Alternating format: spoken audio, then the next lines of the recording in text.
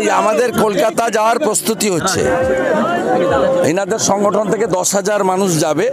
আজকে এখানে 5,000 লোককে জড়ো করা হয়েছিল এবং এখানে সবাই মিলে আলোচনা করে এখন গীতার প্রচার প্রসার সর্বত্র চলছে এবং আমার ধারণা 1 লক্ষ নয়, 1.5-2 লক্ষ মানুষ সমবেত হবে এবং একটা বড় জাগরণ হচ্ছে।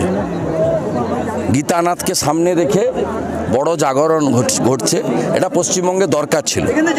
সেকুলারিজমের নামে বিকাশ ভট্টাচার্যরা রাস্তায় দাঁড়িয়ে গরুর মাংস খাবে আর আমাদের এগুলো দেখতে হবে। এই সেকুলারিজমের মানে কি?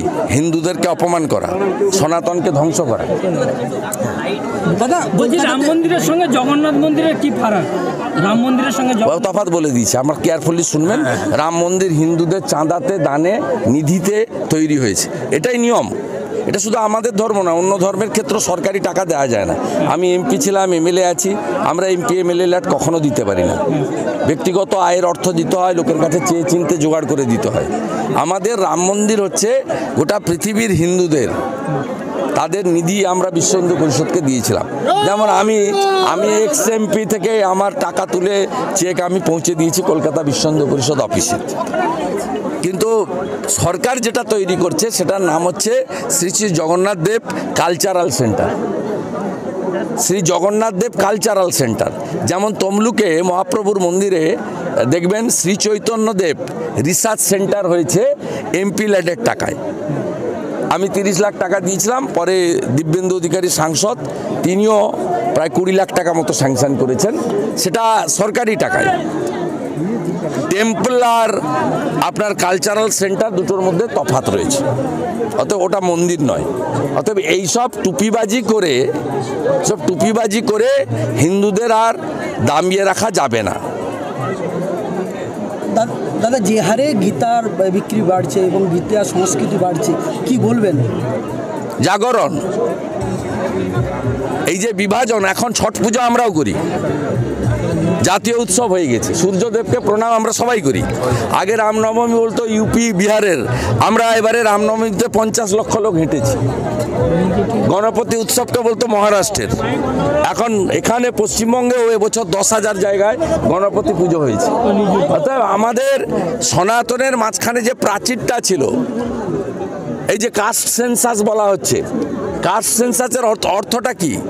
সংখ্যালঘুদেরকে এক রাখবো আর আমরা যারা সনাতনী ভারতবর্ষের সংখ্যাগুরু, আমাদেরকে জাতের নামে ভাগ করব। আমি ব্রাহ্মণ বলবো, ও মাহিষ্য বলবে, কেউ বলবে আমি শিডুল কাস্ট, কেউ বলবে আমি সদগোপ, কেউ বলবে নমশূদ্র।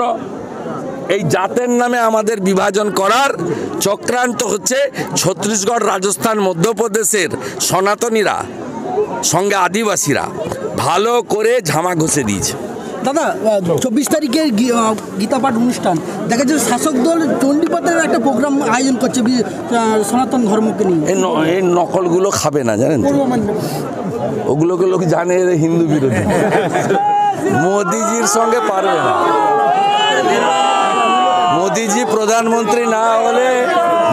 প্রধানমন্ত্রী না হলে আমরা রাম মন্দিরই পেতাম না।